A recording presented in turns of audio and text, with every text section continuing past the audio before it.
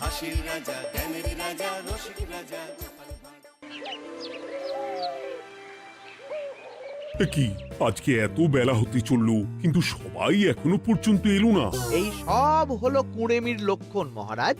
আপনি একদিন যারা যারা দেরি করছে তাদের চাপকে দেবেন, তাহলেই সব সিধে হয়ে যাবে। আর বলবেন না মহারাজ, আজকে গিন্নি কাঁচা লঙ্কা দিয়ে কুচো চিংড়ির ঝালটা যা বানিয়েছিল না, খেতে খেতে দেরি হয়ে গেল। গোলগাপ্পি দেওয়ার আর জায়গা পাও না না? বিশ্বাস করুন, সত্যি খুব ভালো রান্না করেছিল গিন্নি, তাই আবার আরেক হাঁড়ি ভাত চড়াতে বললাম। আর সেটা খেয়ে আসতেই তো দেরি হয়ে গেল। আরো এক হাঁড়ি? মহারাজ কিছু মনে করবেন না, এই পাঠশালা বন্ধ করে সব গুছিয়ে তাপে এলাম। সুপ্রভাত মহারাজ। সুপ্রভাত মহারাজ। প্রভাত আজকে আর শুনেই, তোমরা সবাই এত কুঁড়ে হয়ে গেছো যে কি বলবো। মহারাজ, এই কুড়েমির আসল কারণ হচ্ছে চর্বি।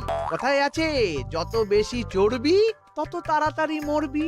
আপনি কি বলতে চাইছেন মন্ত্রী মশাই, যে আমি তাড়াতাড়ি মরে যাব আর আপনি মজা দেখবেন? ঠাকুর ঘরে কে, আমি তো কলা খাইনি ব্যাপার হয়ে গেল। গোপালের একদম মোক্ষম জায়গায় আঘাত লেগেছে, যাকে বলে ওই আঁতে ঘা। তুমি বেশি কথা বলো না বৈদ্য, ছুঁচ করে চালুনির বিচার। হ্যাঁ, বৈদ্য তো দেরি করেই এসেছে। আমার মনে হয় প্রত্যেককে এমন ভাবে প্রশিক্ষণ দেওয়া দরকার যাতে তারা একটু চনমনে হয়ে ওঠে। হ্যাঁ মহারাজ, তাহলে আগামীকাল থেকেই শুরু হোক ব্যায়াম আর অস্ত্র শিক্ষা। হ্যাঁ, কুঁড়ে থাকলে রাজ্যের কোনো বিপদ আপদেই সভাসদেরা কাজে আসবে না। ঠিক বলেছেন মহারাজ। তাহলে আর দেরি কেন, চলো সবাই এখনই আমরা মাঠে যাই। এই তো মহারাজ ভরপেট খেয়ে এলাম, এখনই মাঠে? ওসব অজুহাত দিয়ে লাভ নেই, চলো চলো চলো।